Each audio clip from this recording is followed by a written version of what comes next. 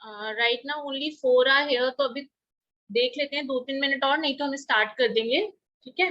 And Divyanshi is saying that after 15 minutes she will join to question 3। Lovely उनको कर लेने देते तो आपको थोड़ा ब्रेक मिल जाएगा, and Megha will start with question 4 अभी, ठीक है।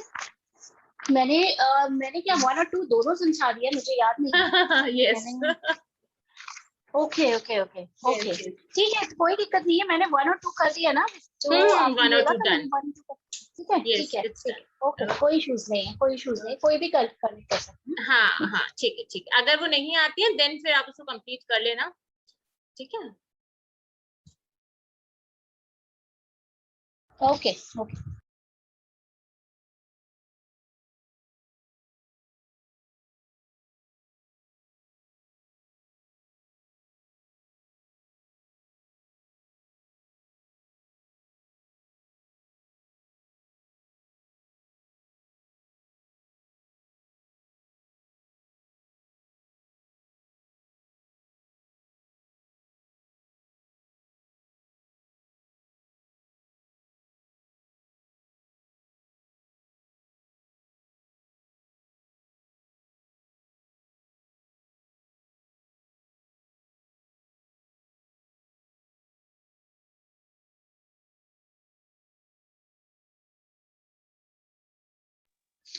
चित्रा, ये भी कर सकते हैं कि मेघा जैसे क्वेश्चन नंबर 4 बताने वाले हैं, तो 4th में बता देंगे, मैं 3 फिर बता दूंगी, क्योंकि हाँ 3 और 4 में कुछ भी ऐसा वेरिएशंस, मतलब वो वेरिएशन करिए, कोई भी ऐसा स्टेप नहीं है कि पहले 3 बता लें कि 4, बिकॉज इट सेज कि 3 factors of for learning, maturation, fatigue and क्या नाम है, अटेंशन, ठीक है, तो फिर मैं वो बता दूँ। ठीक है ठीक है। तो मेघा आप क्वेश्चन नंबर 3 4 स्टार्ट कर लो, क्योंकि अभी कोई आ नहीं रहा है, तो I think there is no need to waste the time, तो आप स्टार्ट कर लो, we will share the recording, ठीक है मेघा।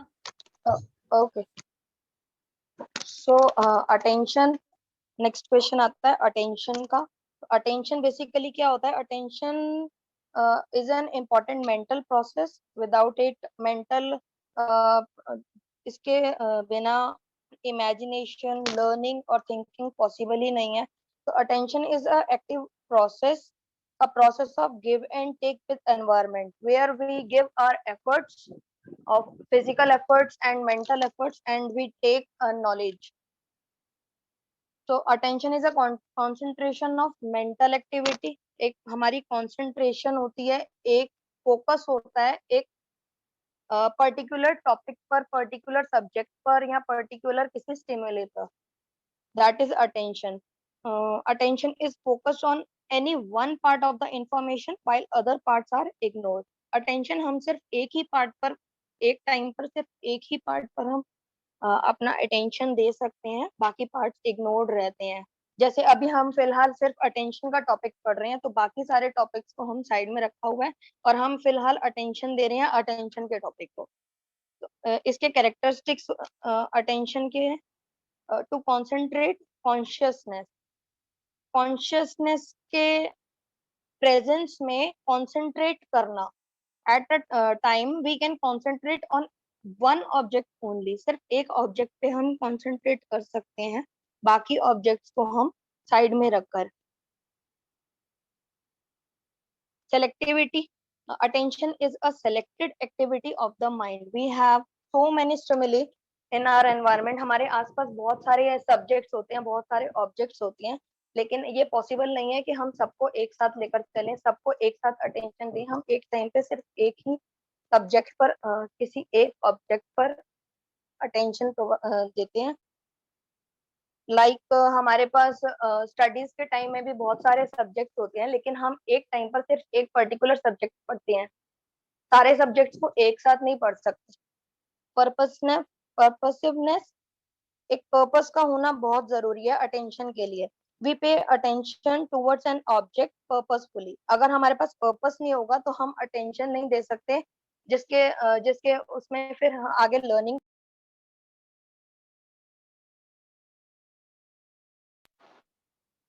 सॉरी, एक सेकेंड। शिफ्टिंग नेचर, अटेंशन की जो नेचर होती है वो शिफ्टिंग होती है। एक सब ऑटोमेटिकली शिफ्ट हो जाती है। जैसे हम रीडिंग करते हैं तो एक वर्ड के बाद दूसरे वर्ड पर हमारी अटेंशन अपने आप चली जाती है, ताकि हम उस पूरे सेंटेंस का मीनिंग समझ सकें।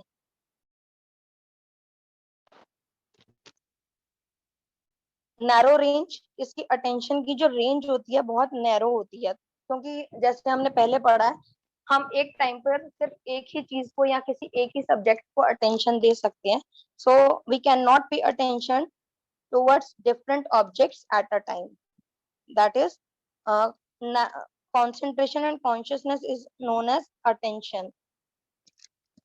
Center of experience, the center of any experience is attention. The object to which our attention goes, जिस ऑब्जेक्ट पर हमारी अटेंशन जाती है, हम उसके बारे में बिल्कुल एक क्लियर अपने माइंड में पिक्चर बना लेते हैं, उसके बारे में हमें पूरा नॉलेज आ जाती है, कॉन्शियसनेस आ जाती है।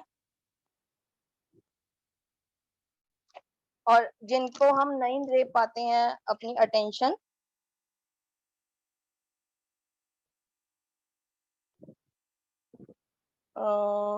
which we don't pay attention or pay less attention, those objects remain very vague in our consciousness.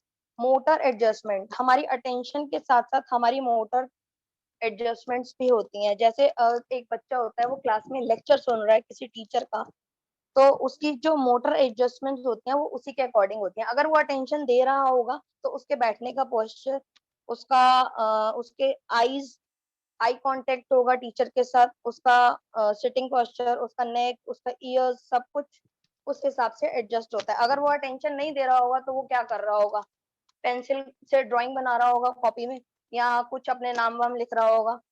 तो हमारी अटेंशन से हमारे मोटर्स की हमारे मस्कुलर मूवमेंट्स की एडजस्टमेंट्स होती हैं।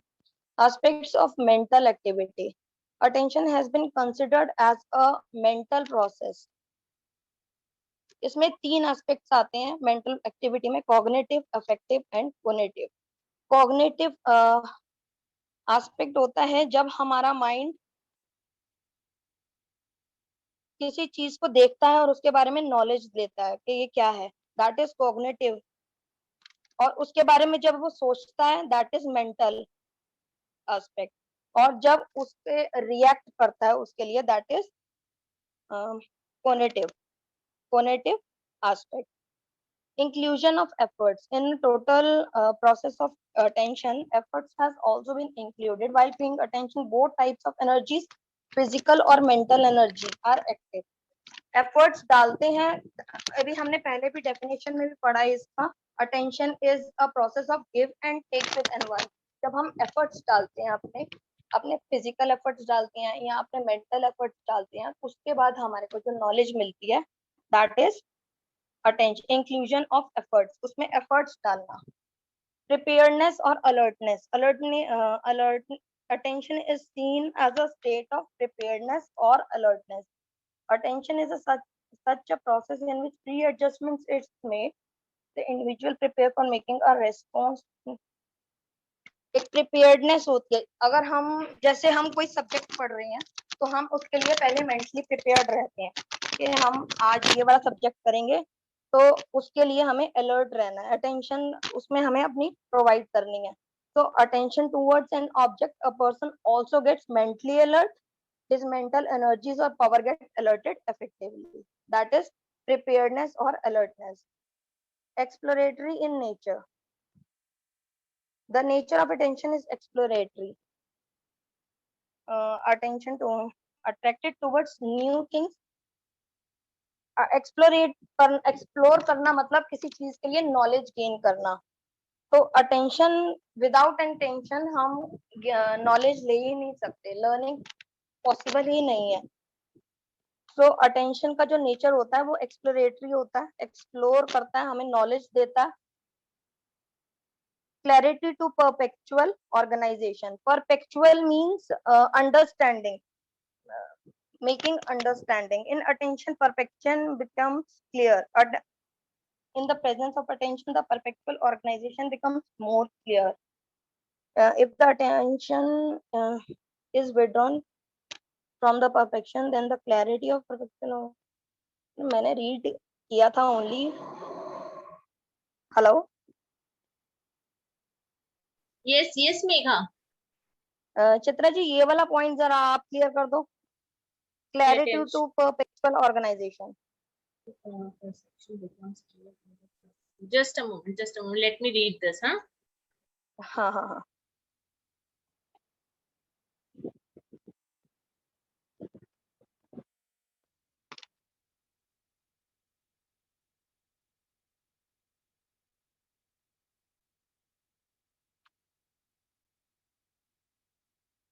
Yes. Actually here they are saying perpetual means continuous way में लगातार अगर कोई काम हो रहा हो, ठीक है. So in attention, perception becomes clear. In the presence of attention, the perpetual organization becomes, मतलब कोई काम अगर आप लगातार कर रहे हो या किसी भी चीज में आप continuously अगर involve हो, तो अगर आपकी attention है तो ही वो चीज कंप्लीट हो पाएगी और ज्यादा क्लियर होगी. इफ द अटेंशन, अगर आप किसी चीज से अपना फोकस हटा लेते हो, अपनी अटेंशन हटा लेते हो, तो वो काम वहीं के वहीं खत्म हो जाता है. जैसे किसी भी टास्क को अगर हमने अपने हैंड में लिया है, ठीक है, जब तक हमारा फोकस उस पर है, चाहे आप उससे अगर हम एक एग्जाम की बात करें, किसी एग्जाम की अगर प्रिपरेशन जो पर्टिकुलर टॉपिक की हम अगर प्रिपेयर कर रहे हैं, तो जब तक हमने अपना कंप्लीट अटेंशन और फोकस उस टॉपिक को पढ़ने में, उसके बारे में जानने में, उसमें अपना इन्वॉल्वमेंट जब तक डाला है, तो ही हम उसे समझ पाएंगे. लेकिन अगर हम उसे नहीं मतलब कंप्लीटली उस पर अपना फोकस देते हैं, तो वो चीज समझ में आएगी ही नहीं, वहीं पे उस टॉपिक का एंड हो जाएगा. ठीक है ना. फॉर एग्जाम्पल जैसे ये कि अभी हमने अगर खाली वही, अगर हम कोई चीज केवल रीड करके छोड़ देते हैं और अगर उसको हमने समझने की कोशिश नहीं की, तो ऑब्वियसली हम वो चीज नहीं समझ पाएंगे, है ना. तो वो इसका मतलब ये वाला जो पॉइंट है वो यही है. ठीक है. अब टाइप्स ऑफ अटेंशन आप बताओगे. हाँ. ठीक है. Types of attention. First है voluntary attention. This type of attention is that when a person focuses or concentrates all his energies or powers on some stimulus.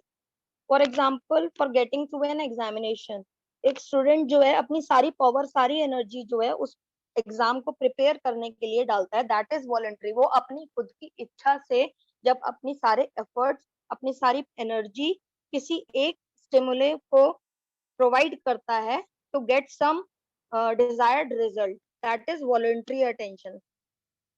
Non-voluntary attention is also known as passive attention or non-volitional attention. This type of attention lacks a person will effort and mental effort.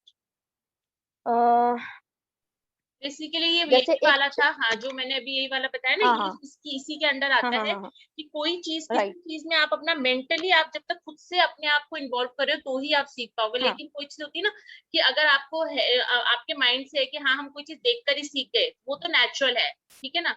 लेकिन जब हमने अपने आप को किसी चीज में involve कर दिया, तो वो हमारा वॉलंटरी मतलब इन्वॉल्वमेंट था, है ना. तो ये वाला वो है कि अगर हमने अपने आप को इन्वॉल्व नहीं किया है, जो हम देखकर ही सीख गए हैं, तो वो ठीक है, चीज नेचुरल है.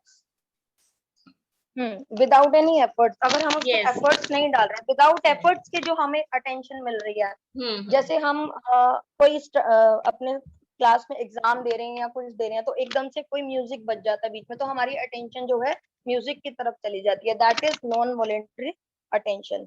इनवॉलेंट्री अटेंशन होती है जब हम अपने माइंड को एक ऐसे सब्जेक्ट की तरफ या ऑब्जेक्ट की तरफ कॉन्सेंट्रेट करने की कोशिश करते हैं जो हम जिसमें हमारा इंटरेस्ट ही नहीं है, that is involuntary attention. For example, अगर कोई सब्जेक्ट ऐसा है जो हमें अच्छा नहीं लगता लेकिन हमें पढ़ना है, उसका एग्जाम क्लियर करना है, that is involuntary attention. Immediate and derived attention.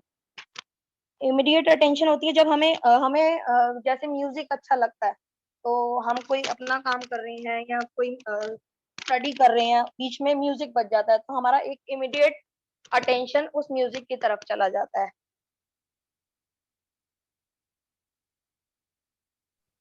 That is immediate attention. Sensory and additional attention, एक सेंसरी ऑर्गन्स के थ्रू जो हमारा अटेंशन होता है, that is sensory attention.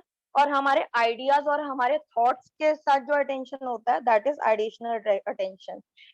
Sensory attention में होते हैं कंक्रीट ऑब्जेक्ट जो हम टच कर सकते हैं, किसी चीज को टच करके, किसी चीज को फोकस करके किसी चीज के ऊपर, जैसे कोई टेबल है, चेयर है, बुक है, उसकी तरफ अपना अटेंशन देकर उसके हम नॉलेज गेन करने की कोशिश करते हैं, that is sensory attention. Additional attention होता है जब हम हमारे माइंड में थॉट्स बनाते हैं, आइडियाज बनाते हैं,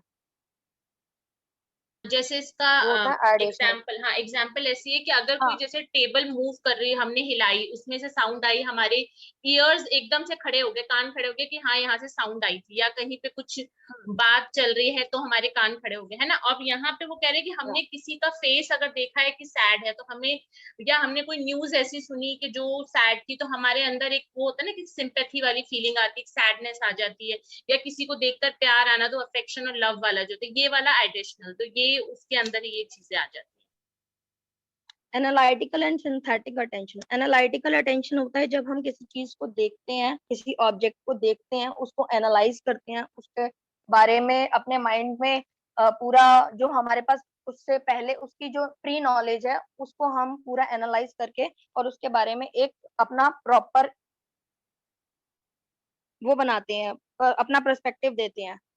जैसे हम ट्री देखते हैं तो उसके बारे में हम उसके स्टेम्स देखते हैं, उसके ब्रांचेस देखते हैं, उसके सारे पार्ट्स देखते हैं और एक एनालाइज करते हैं अपने माइंड में और एक रिजल्ट देते हैं कि that is a tree. Synthetic attention होता है जब हम उसको किसी एक चीज को देखकर जब हम उसके सारे पार्ट्स को देखकर एक उसका जब हम किसी चीज को देख के ये समझते हैं कि किस तरीके से वो चीज डेवलप कर रही है या चेंज हो रही है, यानी किसी चीज को देखकर ऑब्जर्व करके, उस चीज को ऑब्जर्व करके किसी चीज को सीखना, वेलकम सिंथेटिक मतलब सिंथेसाइज कर रहे हैं, ऑब्जर्व कर रहे हैं। जैसे एक सनलाइट, पेड़ क्या होता है, सनलाइट की जो सन की लाइट होती है उसको ऑब्जर्व करते हैं, सिंथेसाइज करता है। उसी तरीके से जब ट्री ग्रो करता है, उसकी ब्रांचेस ग्रो करती है, फ्रूट्स आते हैं, फ्लावर्स आते हैं, तो हम क्या करते हैं, हम उनकी चीजों को सिंथेसाइज करते हैं, that will come in synthetic. हम चीजें को सिंथेसाइज करते हैं, ऑब्जर्व करते हैं, समझते हैं, and then we can change our behaviour after their attention, क्योंकि हम उधर फोकस्ड हो जाते हैं। तो अटेंशन का मेन वर्ड कह सकते हैं फोकस। Right, okay. मैंने एक्चुअली सिर्फ एक रीडिंग ही करी थी इसकी, मैंने अच्छे से पढ़ा नहीं था अभी फिलहाल। बट आपने काफी नहीं फिर भी अच्छे से एक्सप्लेन कर दिया है, आई थिंक। मैं सिर्फ रीड कर करके ही बता रही थी, मुझे अभी इसके बारे में कुछ सही से नॉलेज है नहीं, मैंने वर्ड टू वर्ड इसका करा नहीं है स्टडी। नहीं, अगर आप एनालिटिकल और सिंथेटिक की बात करें ना, तो सिंथेटिक एंड एनालिटिकल मतलब किसी चीज को समझ के, और सिंथेसाइज मतलब सिंथेटिक मतलब किसी चीज को ऑब्जर्व फील करके। ठीक है, हम अगर जैसे हम चित्रा जी को समझा रही है या आप समझा रहे कि क्या नाम है मेघा, या मैं समझा रही, हमें क्या है, हम एक दूसरे की चीजों को ऑब्जर्व कर रहे हैं। अच्छा अच्छा ऐसा भी हो सकता है, अच्छा नहीं ऐसे भी कर सकते हैं, तो these will come in an observation. So यहाँ पर हम इस ऑब्जर्वेशन को फ्रॉम आवर सराउंडिंग्स एनवायरनमेंट से भी ले सकते हैं। This is the end Megha, most importantly कि आपने अगर नहीं पढ़ा था फिर भी रीड करके आपने इनिशिएटिव लिया कि मैं ये क्वेश्चन करूंगी, इट इज मोस्ट इम्पोर्टेंट, तो वो बहुत मैटर करता है ना। तो अगर जरूरी नहीं है कि हमें शायद सबको टाइम कभी कई बार नहीं मिल पाता और नहीं कर पाते, स्टिल आपने बोला कि नहीं मैं ये क्वेश्चन करूंगी, ये बहुत बड़ी बात है, इतना वो लेना है ना। और उससे भी अच्छी चीज है आपने खुद समझ के चीजों को समझा और फिर समझाया, तो दैट मीन सबसे अच्छी चीज ये है कि आपने समझाया तो समझाया, आपको भी फंडा क्लियर है। राइट, ठीक है। अभी लवली अब नेक्स्ट क्वेश्चन थर्ड वाला आप कंप्लीट कर दो, फिर उसके बाद मेरा ये है कि देखो आज क्या है कि अभी जो मैं भी पर्सनली नोट कर रही हूँ कि बहुत ही लिमिटेड लोग हैं जो पार्टिसिपेट कर रहे हैं, है ना।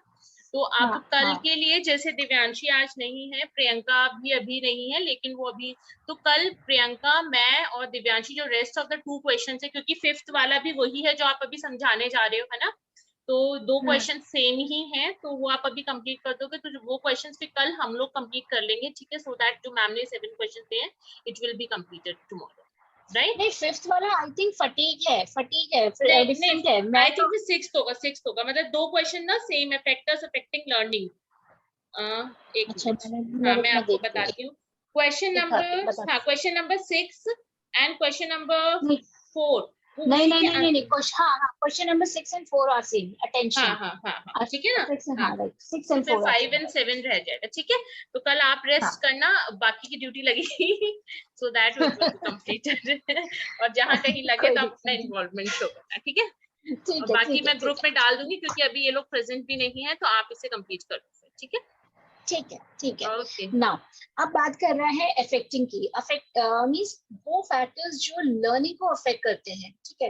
तो वो फैक्टर्स कौन से हैं, जिसमें हमने सबसे पहले पढ़ रहे हैं मैच्योरेशन। मैच्योरेशन का मतलब क्या है, एक मैच्योरिटी लेवल, यानी किसी चीज को सीखने के लिए एक मैच्योरिटी होती है। यानी अगर छोटा बच्चा, एग्जाम्पल इन्फेंसी है, तो हम इन्फेंसी को क्या सिखाएंगे, हम उसकी चीजें सिखाएंगे। यानी मैच्योरिटी का मतलब हम एक स्टेज पे ये भी ले सकते हैं, स्टेज ऑफ लर्निंग या लेवल ऑफ लर्निंग, पहली चीज। दूसरी चीज, किसी भी चीज को लर्न करने का एक पर्टिकुलर टाइम होता है। जब एक मैच्योरनेस, एक पर्टिकुलर आपके अंदर एक टाइम पीरियड कन्वर्ट हो जाता है या कंप्लीट हो जाता है, देन आप उस चीज को सीखते हो। यानी जैसे अगर हम बात करें, जो इसमें आगे आएगा, पीर। पीर कब हम सीखते हैं, पीर हम सीखते हैं एडोलसेंस में, not in childhood, not before 14। लड़कियों को हम फिर भी सिखाते हैं आफ्टर 12, लेकिन कहीं कभी हम लड़कों को उतना जल्दी नहीं सिखाते हैं बिफोर 14 एंड 16। सो हर चीज का एक टाइम होता है, एक स्टेज होता है, एक एज होता है, एक लेवल होता है, और एक मेच्योरिटी होती है। अगर हम क्लास 4th या 5th के बच्चे को ये समझाना चाहे व्हाट इज करियर गोल, तो शायद वो नहीं समझेगा। लेकिन अगर हम उसी चीज को उसको दूसरे वे में समझाएं, जैसे कोई मूवी आ रही है और उसने अपने आप किसी इंसान को अपने लिए आइडियल बना लिया है, और किसी चीज को या किसी फिल्मी कैरेक्टर को या अपने फैमिली मेंबर को, तो वो उस पर्सपेक्ट से उस चीज को समझ सकता है कि what is career goal and why it is important. So maturity किसी चीज को लर्न करने के लिए एक बहुत इंपॉर्टेंट एस्पेक्ट होता है। अब आते हैं पेज नंबर 10 पे, कह रहा है learning and maturity reveals the following differences. कुछ डिफरेंसेस होते हैं, कैसे?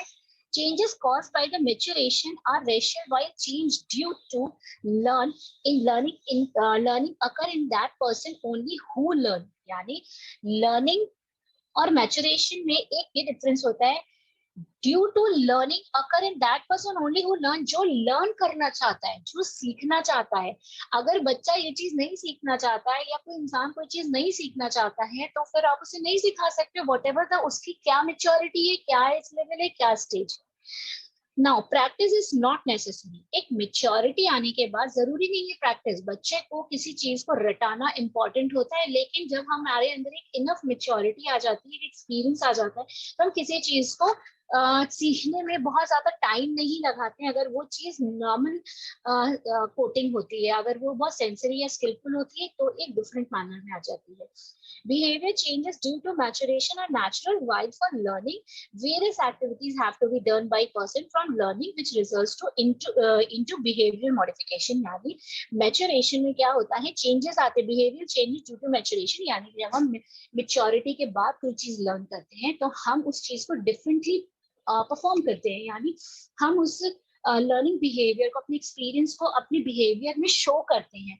लेकिन लर्निंग क्या होता है, लर्निंग जनरली एक मॉडिफिकेट बिहेवियर होता है, जहां पर आप चीजों में आप कुछ रेक्टिफिकेशन दिखते हैं, कुछ चेंजेस दिखते हैं, कुछ सुधार दिखते हैं, या फिर कुछ नेगेटिव एस्पेक्ट्स भी दिखते हैं।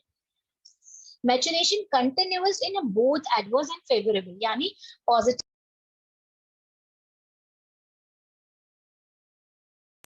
नेगेटिव पीरियड दोनों आता है। यानी कि अगर हम सीख रहे हैं कि खाना बनाने में हम रोटी सेक रहे हैं तो रोटी हमारी अच्छी भी बन सकती है, खराब भी बन सकती है। मेच्योरिटी है किसी चीज को सीखने की, किसी चीज को लर्न करने की, समझने की, लेकिन हम जब उसे कर रहे हैं तो जरूरी नहीं कि वो रोटी हमारी पक्की ही बने, मतलब परफेक्ट बने, कच्ची भी बन सकती है और जल भी सकती है। On the other hand, learning take place only in favorable condition, not in adverse situation. यहाँ पे ये जरूर लिखा है not in adverse situation in learning, but sometimes it will be in adverse.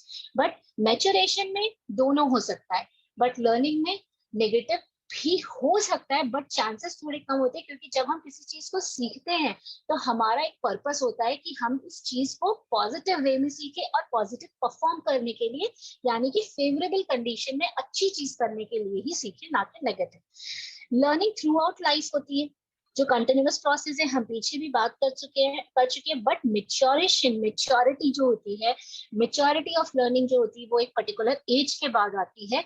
हम 8 साल के बच्चे को 8 साल की चीज सिखा सकते हैं, 16 या 25 साल की चीज नहीं सिखा सकते। और 25 साल के इंसान 25 साल वाली ही एक्टिविटी करेगा, नॉट फॉर कहते हैं 40 प्लस और 50 प्लस वाली एक्टिविटीज।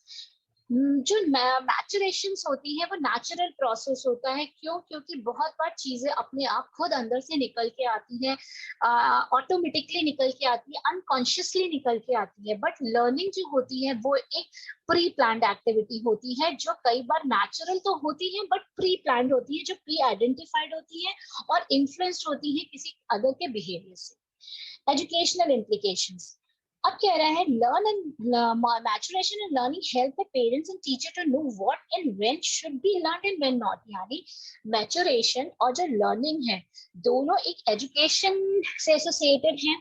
क्यों?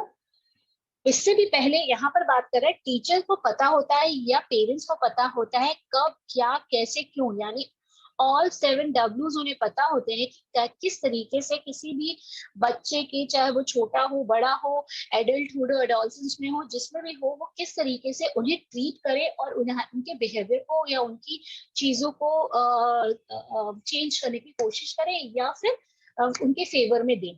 तो उसके साथ साथ एजुकेशन का इसमें बहुत इम्पैक्ट पड़ता है। क्यों? क्योंकि लर्निंग आप एक पर्टिकुलर डायरेक्शन में करते हो, एक गोल ओरिएंटेड होकर करते हो, फॉर डेवलपमेंट के लिए करते हो, चाहे वो डेवलपमेंट ऑर्गेनिक डेवलपमेंट हो या फिर क्या कहते हैं बिहेवियर डेवलपमेंट हो। सो जो एजुकेशन होता है उसका बहुत बड़ा रोल होता है किसी भी लर्निंग प्रोसेस को फ्रूटफुल बनाने के लिए और मैच्योरेशन को पॉजिटिव एस्पेक्ट्स में लाने के लिए। जैसे भी हमने ऊपर पढ़ा, एडवर्स एंड फेवरेबल दोनों होते हैं, लेकिन जनरली मैच्योरेशन के टाइम पे जो भी लर्निंग होती है, अगर वो एजुकेशनल लर्निंग हो तो हमेशा वो फेवरेबल कंडीशन में होगी, ना कि एडवर्स सिचुएशन में। क्योंकि जनरली होता क्या है, मैच्योरेशन पे जो भी हम लर्निंग लेते हैं वो हम गोल ओरिएंटेड होकर लेते हैं मोस्ट ऑफ द टाइम, कि हमें एक टारगेट को अचीव करना है।